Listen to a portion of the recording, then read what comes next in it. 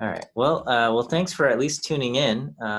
You guys are tuning in live, and I hope that's going okay. I put up a survey. It's like it's not mandated by the school, but the school encouraged us to put up a survey, and so they gave us a template. So I just put that on CCLE. It's optional. It's anonymous, but it'll help me get a pulse on the class, saying just how you guys are doing as students, because we're missing a lot of this interaction. So I appreciate those of you who consistently turn your webcams on. I'm sorry, webcams on, and I can see your face and at least your head nods and your thumbs ups. So that's always it's always good. Okay, today we are moving along in our content. We are not. We finished neural networks last week. I shouldn't say finished, but we did our last lecture on neural networks last week, which I thought was pretty cool, where we were able to recognize handwritten digits, even though they're just represented with numbers. And then you guys have that going on with the homework this week. And then what we're going to do in class today will be, we're going to keep moving on. We're going to look at maximum likelihood models. Okay, maximum likelihood models. And the key difference here. So we'll just look at linear regression, kind of as our setting here. But we'll take a look at it from a maximum likelihood perspective, okay?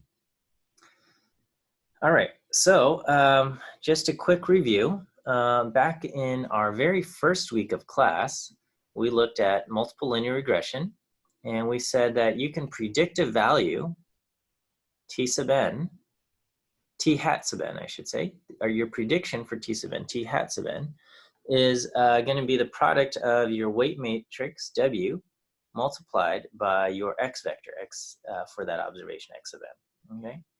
And what we did was we picked the W's so that the sum of squared errors, or in this is our mean squared error, we picked it so that our mean squared error is minimized, okay? And in vector form, we said that's the equivalent of minimizing t minus xw transpose times t minus xw. And we said, what's the w that's going to minimize this, right?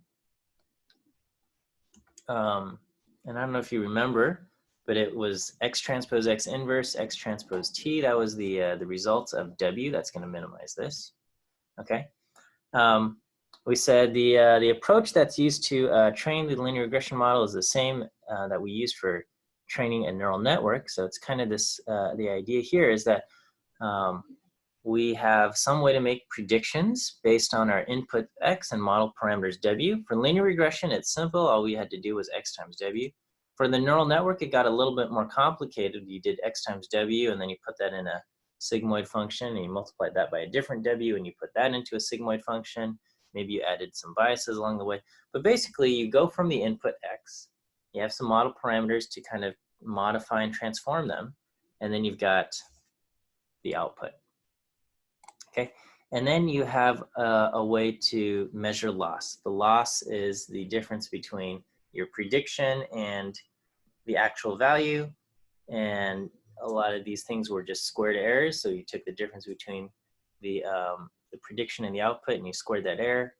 And then what we did was we minimized the loss function. Okay, so we would pick our w's that minimize the loss function, and we picked them either by doing calculus, taking the derivative and setting it equal to 0, or we apply gradient descent so that we end up at a local minimum, okay? And that was what we did, okay? What we're gonna do today, is gonna be maximum likelihood, and we're gonna have a generative model for our data, okay? So rather than just saying, here's our prediction, here's the output, let's try to get the prediction and the output as close as possible. what we're going to do is we're going to say this is our model for how our data is generated, and we want to maximize the likelihood of the data that we've observed.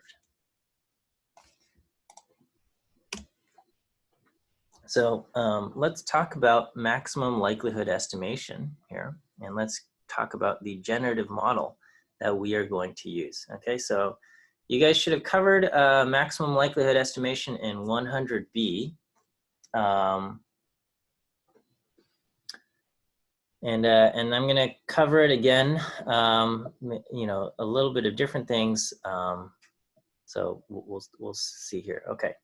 So I wrote, in a generative model, we model our data as the result of a process that includes random noise, okay? And so for linear regression, this is what our generative model for the nth observation looks like. We say t sub n, the actual value that we have, is coming from some w times x sub n, okay? So this might be within the population, there's some relationship between x and t, and it's governed by w, but then there is some random noise epsilon. So we have the true value is this, and then we add some random noise, and that gives us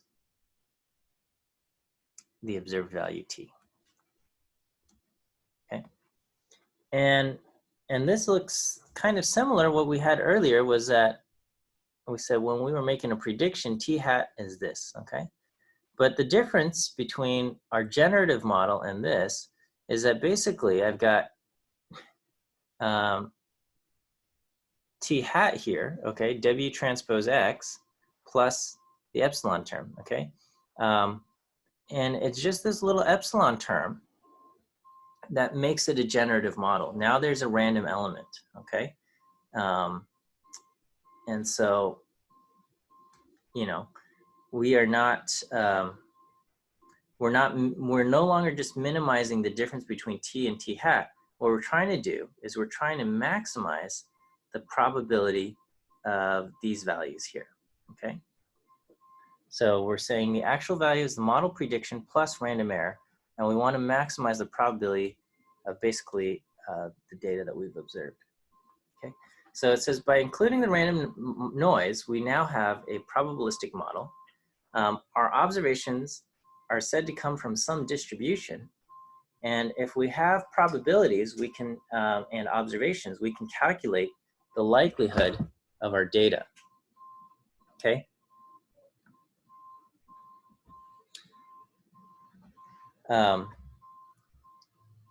What we're going to do now is we want to select model parameters that are going to maximize the likelihood of our data. So that's what we are going to try to do. We want to pick our W's to maximize the likelihood of the data. So this is what it looks like, okay? Here's our linear model. We're saying the observed values are these true values, W transpose X plus some error term epsilon, okay? And here's the key assumption that we're making. The key assumption that we're making is that the epsilons are normally distributed with a mean of 0 and variance sigma squared. Okay, we're saying that the errors that in our model are normally distributed with a mean of 0. That is a key assumption here. Okay, and it, you know, we've kind of ingrained that in you so that at least in your 101A class, I don't think anyone's going to question me on this, but you know, we always tell you after you fit your model, this is what you want to check for. You want to make sure that you don't see any kind of patterns in your residuals. You want to see constant variance, and then you want to kind of check normality of your residuals. And this is what we're basically saying here. Okay, so if this is going to be some kind of fixed equation here, we can say that, you know, each observation t sub n, okay, if this has a mean of 0, each observation t sub n can then be said to come from a normal distribution centered at W transpose X sub n with a variance of sigma squared. So all I'm doing is I'm combining this and this, the W transpose X of n and epsilon terms, and because the epsilon terms are centered at 0, then that means T sub n come from a normal distribution. Would this mean W transpose Xn and variance sigma squared? Okay. All right. And so this is kind of what our picture might look like. I've got, here's the just, this is just a junky scatter plot that I've drawn. And the idea here is we're adding a, this blue line represents W transpose X of n, okay? And centered at each location at X of n here, this is kind of what the model predicts. The observed data are assumed to come from a normal distribution centered at this location. These observations are coming from a normal distribution centered right here along the blue line, okay? And so you can imagine just kind of this normal distribution moving down the along the this line governed by W transpose Xn. All right, is that okay? Okay, let me give you our first quiz question. Our first quiz question is B as in boy, or bear, or bicycle. First quiz question is B.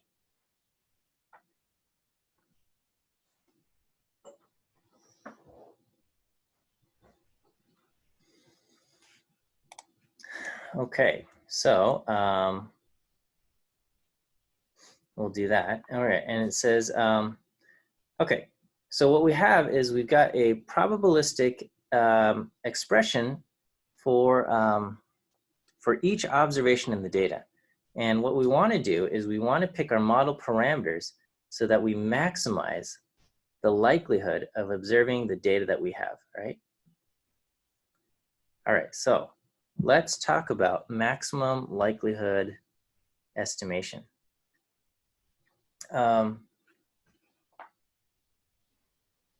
What do you guys remember about maximum likelihood estimation?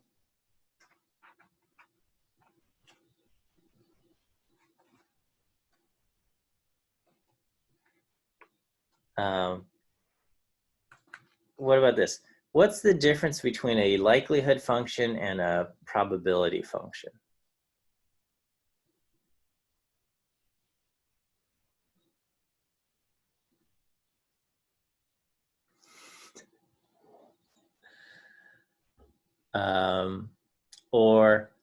Okay, all right, what are properties of a probability function? Like if something wants to be a probability function, whether it's a probability density function or probability mass function, what does this function have to, what are some properties of this density or mass function? What must be true? Add up to 1. It has to add up to 1, very good. Okay, so it has to sum between 1. Values between 0 and 1. Actually, the values are not restricted to be between 0 and 1 for the, I think you're thinking of the CDF, the cumulative distribution function will have a range from 0 to 1. But the density or the mass function, the mass function is always less than 1, but the density function is not restricted to be between 0 and 1. Okay. So yes, and the other property is that it has to be non-negative everywhere, right? So it can produce outputs of 0, but it can never produce negative values. So either 0 or higher, but it's not restricted. A density function can have a density value higher than 1. That's certainly possible. And yeah, if you take the sum or the integral, it has to sum or integrate to 1. And the probability functions are a function of basically the observations. So you say the mean is this and the standard deviation is this. What's the probability that X is 3, or the density is, what's the density of X being 3? The likelihood function, on the other hand, is a probability of is a function of the parameters theta, okay? The unknown parameter theta, and the data that has been observed is treated as fixed. I've got a slide summarizing all of this, but I just wanted you guys to think a little bit here. Okay, so we are going to say that the probability function of observing some value x given some parameter theta is p of x given theta, okay? And so, you know, if you have a Bernoulli distribution, this is what your probability mass function looks like. Your probability function looks like this. Okay, so in this case, we're going to say there are 10 marbles in a pouch.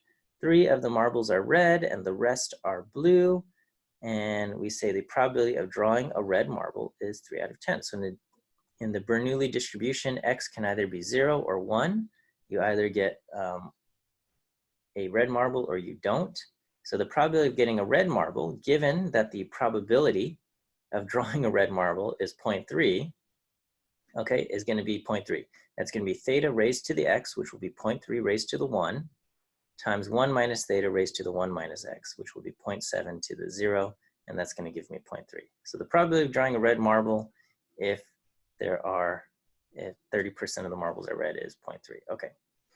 And we can turn this into a probability of several observations by taking the product, right? So the probability of independent events is the product of their probabilities. So let's say I've got, we want to know what is the probability of drawing this following sequence: red, red, blue, okay? And we're going to draw with replacement. And so the probability of the sequence, red, red, blue, is going to be the product of each individual probability. So the individual probabilities are going to be, the individual outcomes are 1, 1, 0, okay? And so those individual probabilities are going to be governed by 0.3 raised to the x times 0.7 raised to the 1 minus x. And my x values are 1, 1, 0. And so if I take the product of all of these things, I'm going to get 0.3 times 0.3 times 0.7. And the product of all three of these things is going to be 0.063, okay? That's different from a binomial probability. A binomial probability has a factor of, you know, n choose x or n choose k or whatever it is. And that's because in a binomial problem, the order doesn't matter. When we say, what's the probability of getting 2 red and 1 blue, we don't care if the first observations are red or if the last observations are red. It doesn't matter. But here we're asking for this exact sequence of red, red, blue. So that's going to be the product of this exact sequence here. Okay, so here's a little summary, difference between probability functions and likelihood functions. Okay, a probability function is a function of the outcome, and we treat the parameters theta as fixed. And what we do is with the function, we change the outcome. Okay, the probability functions have to sum to 1 over all the possible values of x if it's discrete. So you check all the different possible values of x, it has to sum to 1. Or if you check all the possible values of x, if it's continuous, it has to integrate to 1. Okay, a likelihood function looks a lot like a probability function, okay?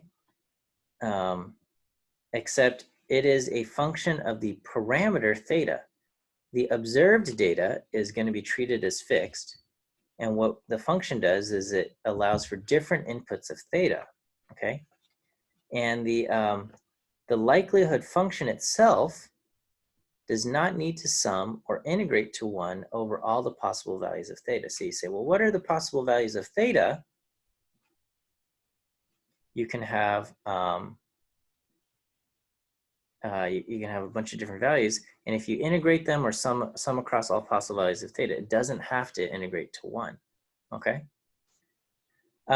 If you have a discrete probability function, can you have a continuous likelihood function? If you have a discrete probability function, can you have a continuous likelihood function? What do you think? Yes or no?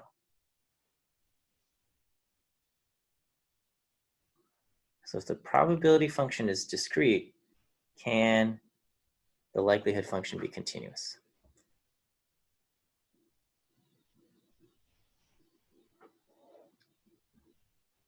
Okay.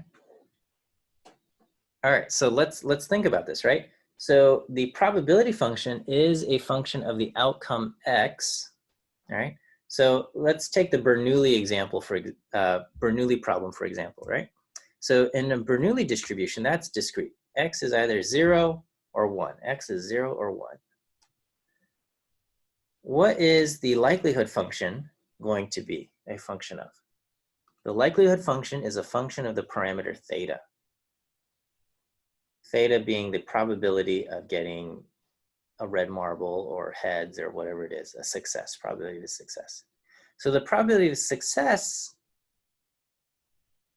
is continuous between 0 and 1, okay? So in this problem, in this example, I said the probability x is either going to be 0 or 1. That's discrete. But as far as the values that theta can be any value between 0 and 1. Theta can be 0.2, can be 0.3, it can be 0.765, it can be 0.99999, it can be 0.0001. Theta can be any value. So theta is going to be continuous. So the likelihood function, which is a function of theta, is continuous, whereas the probability function, which is a function of x, is going to be discrete. So you can have a discrete probability function and a continuous likelihood function.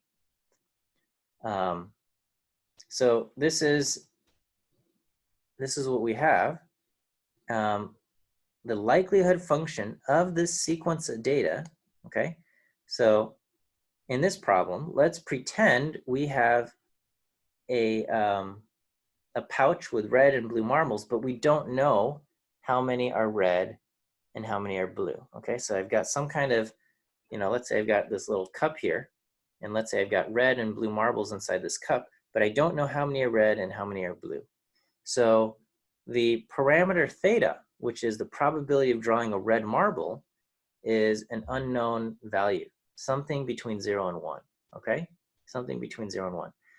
And when I've been doing this experiment, I got this data, red, red, blue, okay? So now I'm going to treat the data that I've observed as fixed, and I want to say, what is the value of theta, okay? And we're going to get different values, right? If I say theta is 0.01, okay, then that means the likelihood of our data is quite low, because if I'm saying there's a probability of 0.01 of getting a red marble, and I happen to get 2 red marbles, that's like a 1 in 10,000 chance, pretty much, okay? So it's we're gonna have a very low likelihood. On the other hand, if I say theta is 0.5, this is going to be much higher. It's going to be 0.5 squared times 1 minus 0.5, so it's going to have a total likelihood of 0.125. If I have theta equal to 0.7, maybe I'll get something even a little bit higher. 0.7 squared is 0.49 times 1 minus 0.7, which is 0.3, which will give me basically around 0.15, I think 0.147, okay? So we get something a little bit higher by adjusting my theta, okay?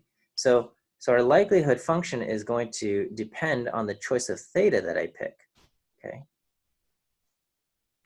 And so in this problem with maximum likelihood estimation is we say, okay, based on the observed data that I've observed, which is red, red, blue, this exact sequence, red, red, blue, 1, 1, 0, the likelihood function of theta is theta squared times 1 minus theta. And I want to pick the value of theta that's going to maximize this quantity.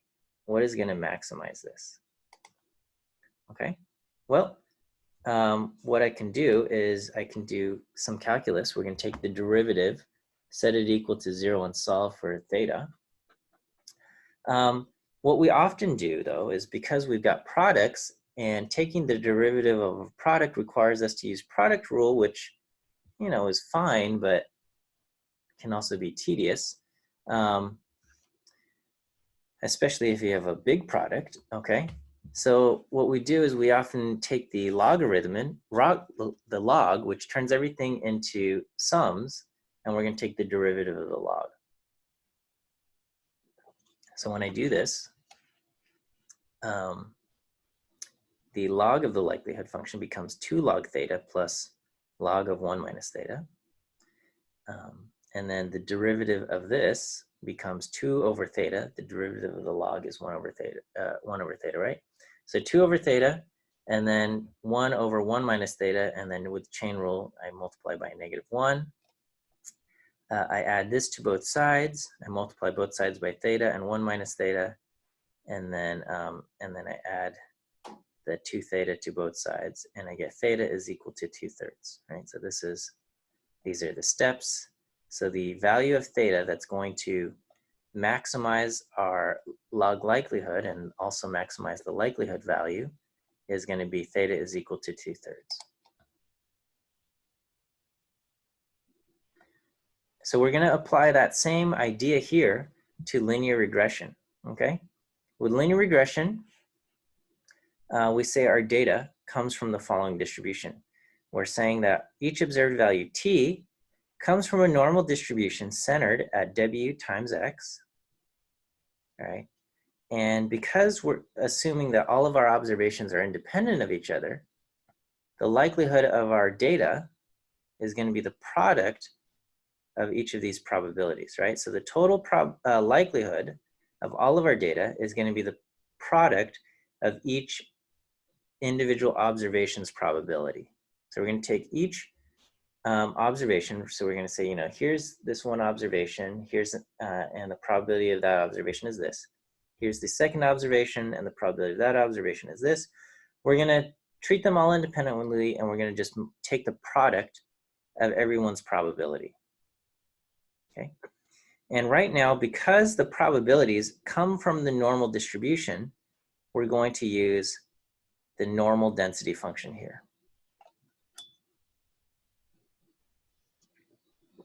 So we're going to take the product of all the normal density PDFs. Is that all right? Okay. This is the normal PDF, okay? So for some observation X with a given mu and sigma squared, this is our normal PDF, okay?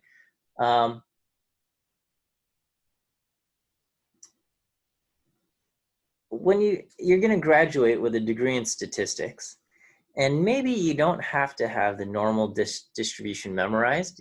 Maybe you don't have to have the normal PDF memorized, but you should be able to recognize when something might have the form of a normal PDF, okay? And the thing that you should immediately recognize that makes it a normal PDF is that you've got the exponent function, e raised to, and then what e is being raised to is basically negative x squared. So you have basically some quantity, here it's x minus mu, but you've got something in here squared, and it's negative of that, okay? So e raised to the negative x squared is going to give you something that looks like the normal distribution, okay? Everything else is just constants. Everything else in here is just constants so that the thing integrates to 1, okay? Because that's what we need, is we need the whole thing to integrate to 1. But basically, it's e to the negative of something x squared, okay?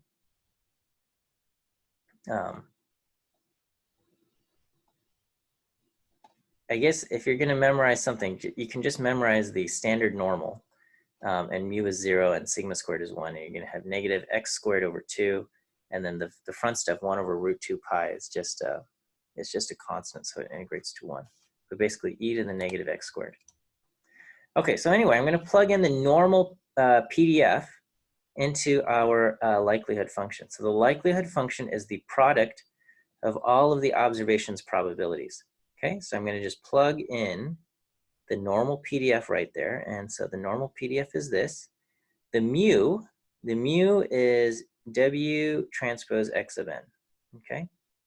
So if the mu is W transpose X of N, this becomes our normal PDF. And then I just pulled out the -1/2 sigma squared to be in the front, right? So I got -1/. So this is our normal PDF here, and it's the product of all the normal PDFs, okay? So far, so good? All right. Okay, so what I want to do is I want to maximize this thing, okay? We want to find the value of W that maximizes this, okay? Everything else here is going to be treated as a constant or fixed values, okay? The variance sigma squared is a constant. That's treated as fixed, okay? The observed values T, those are fixed values. The input values X also are fixed values, okay? These are fixed values. This is the data we have, and we want to maximize the likelihood of the data. So I'm not able to just change, I can't change my data values, okay? All I can do is I can change the mystery parameters of W so that the likelihood of getting my data is maximized, okay? So only the parameters W vary, and we want to find the W so that this whole quantity is as big as possible, okay? So the product of everything, product of all of these density, normal density values, we want this to be as big as possible, and the only thing I'm allowed to change is the W. So how am I going to go about doing this? Well, what I'm going to do is I'm going to use some calculus, and I'm going to say, let's take the derivative of this, set it equal to 0, and solve for the W that will maximize this thing, okay? So, so it feels, you know, there's a part that feels similar to minimizing the sum of squared errors, but it's different because there we were, there the function we were trying to minimize with the sum of squared errors was the error term, okay? I mean, not the error, yeah. The difference between the observed and the actual, or the predicted and the actual. Here we are trying to maximize the likelihood function. The likelihood function is the result of taking our normal distribution, okay, our normal density curve, and we have the product of this and we want to maximize it. Okay, so this is just some mathematical steps, and I'll kind of walk you through this. Is first I'm going to take the log of the likelihood. So I don't have to deal with the product, I can deal with the sum, which is much easier when we're taking derivatives. So we take the log of the likelihood. 1 over sigma becomes negative log sigma, okay? And then 1 over root 2 pi, that becomes log of 2 pi. And this is basically raised to the -1/2. So the log of that becomes -1/2 of log of 2 pi, okay? And then log of the e function is just basically what's inside of the e function. So this is what's inside the e function, so that just drops down. The e log and the e cancel each other out, okay? And then here I've got the summation, and I want to kind of distribute the summation. These are constants, okay? And so when if I'm going to add 1 through n of these, I'm going to get n of these things, n of these things, so n of log sigma, so I get n log sigma. And then, and this is a constant, so I can pull that out in front of the product here. But these values vary with, differ with respect to n. So I'm going to get a sigma in front of t sub n minus w transpose x sub n squared. Okay, so this is the term here. And then what I want to do is I want to take the derivative of this, set it equal to 0, and solve for the w that's going to maximize this. All right, so I hope that's okay. All right, so all I did was I just copied this whole thing down to the next slide. And I'm gonna, this is my log likelihood function. I'm gonna take the derivative of the log likelihood, okay? This first term is a constant with respect to w, so I get 0. This next term is a constant with respect to w, so I also get a 0. And then the derivative of this thing, okay, of the sum, okay, I've got t minus w transpose xn squared. This square is going to come down and cancel with this 2, so I get -1 over sigma squared, okay? And then applying chain rule, the derivative of this with respect to w is going to be negative xn, okay, negative W transpose xn. Did I get that? Okay. All right, and then so, you know, pay attention to your dimensions. This term inside here, these are all scalar values. T sub n is a 1/1 scalar. W transpose times x sub n, okay? This is also a 1/1 scalar.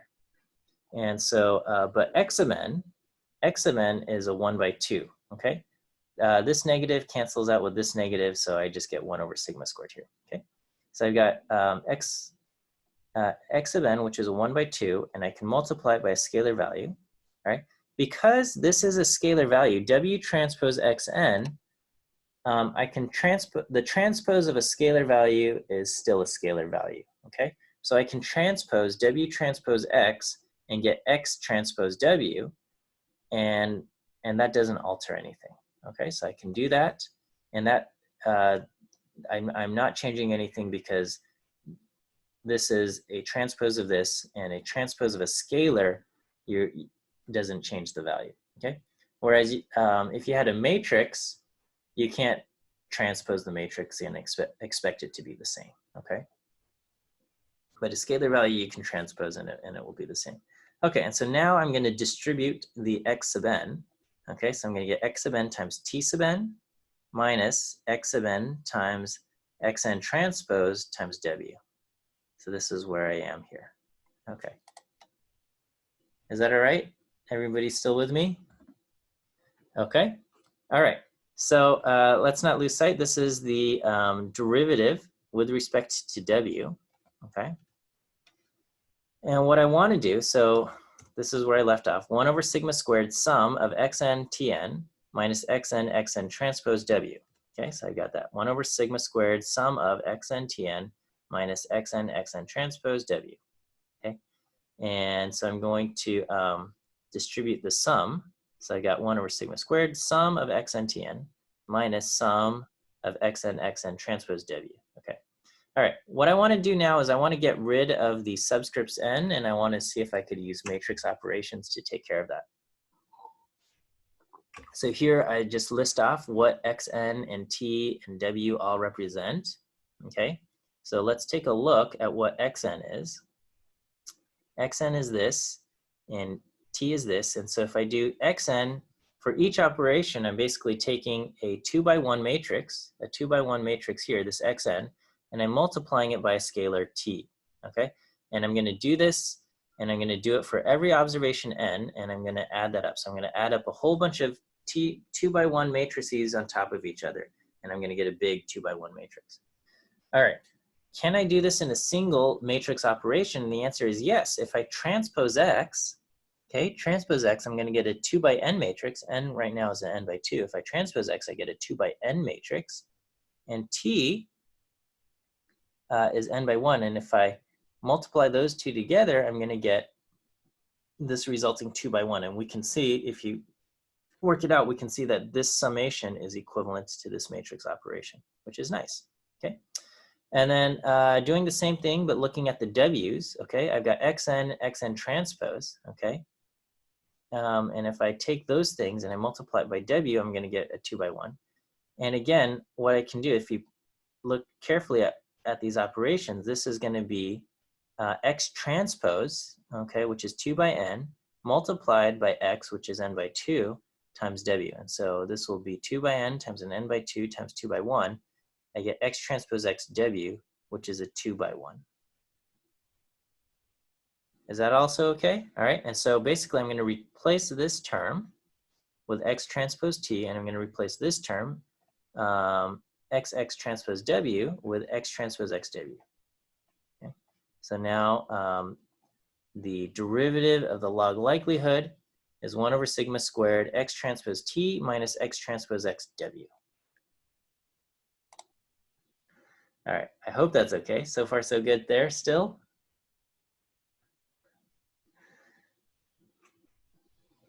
Okay. Again, if something feels bad, give me a red X or throw a question here, okay? All right, so now we want to set this equal to 0, okay? We set this thing equal to 0, and we're going to find the W that and solve for W, okay? And I skipped out some operations, but I don't think it's too hard to see that if I can multiply by constant to get rid of the sigma squared. And then I can add x transpose xw to both sides and then multiply by the inverse of x transpose x. And the result is going to be that the W that minimizes this log, or I'm sorry, that maximizes the log likelihood is x transpose x inverse x transpose t.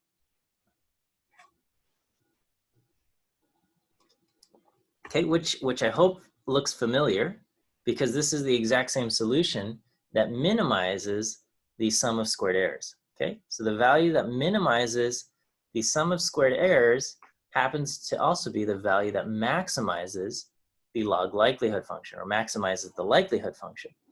Okay, but again, the key assumption is if we assume the errors come from a Gaussian distribution or normal distribution, okay? The reason why this worked was because we assumed the errors came from a normal distribution, and if you do that, then minimizing the squared errors is going to be equivalent to maximizing the likelihood, okay? Another thing to note is that the variance term sigma squared does not appear anywhere in this solution for W hat, okay? And so W hat is independent of the size of the variance, okay? So whether you have large variance or small variance, the W hats that you pick will end up be independent of your variance term. Okay, so I want to talk about this, right? The fact that minimizing the squared errors and maximizing the likelihood end up giving the same results. Sometimes it feels confusing, especially because there was that process of taking the derivative and setting it equal to 0, okay? And so it feels like, oh, we just did the same thing. No, they're totally different, okay? One is we've defined the sum of squared errors function, and here we started off by defining the likelihood function. The only reason why it works out, okay? The only reason why it works out is if we pay careful attention to the likelihood function, okay? When you take, this is the normal distribution PDF, okay? If we had a different PDF, this isn't gonna work out, okay? But if you look at the normal PDF, it's really because of this term here where you're taking the difference between your observed and your mean, and this, when you square it, when you take the log of this normal PDF, the product of all of these things, you get a whole bunch of constants and then a negative constant, and then what you have inside here is the sum of squared errors, okay? So our origin locations are different, right? When we said let's minimize the sum of squared errors, we started directly with this term right here. We said let's take the sum of squared errors, which is the actual value minus the observed, minus our predicted value, and then we square it, okay? And we're trying to minimize this quantity. It just so happens that when we set up our likelihood function, we say, let's maximize our likelihood function, that because of the Gaussian distribution, the way it's set up is that it also contains basically the sum of squared errors after you take the log of that normal PDF. So when you take the log of the likelihood function, you get a whole bunch of constants, and then you get a negative constant multiplied by the sum of squared errors, okay? And so because we've got a negative multiplied by the sum of squared errors, the idea of minimizing this quantity, minimizing the sum of squared errors, is equivalent to maximizing the log likelihood or the likelihood function because it's being multiplied by a negative, right? So if we want to maximize this, because it's being multiplied by a negative, we want to minimize this thing. Everything else here is a constant. So that's why they end up being equivalent, okay? But so even though a lot of the steps might feel similar or familiar, they are truly different because here we said it created a probabilistic thing, and this relationship where the minimizing the squared loss is equivalent to maximizing the likelihood, that's only true if the errors are assumed to be normally distributed. Okay, let me give you the second quiz question, which is A as in apple. A as in apple for the second quiz question. And that'll be it for today. Okay, so that's maximum likelihood estimation. You can it's also covered in our textbook. You can kind of read along there. And that's all I got for you guys today. We'll see you guys on Wednesday. Stay safe and healthy out there. So we'll see you Wednesday.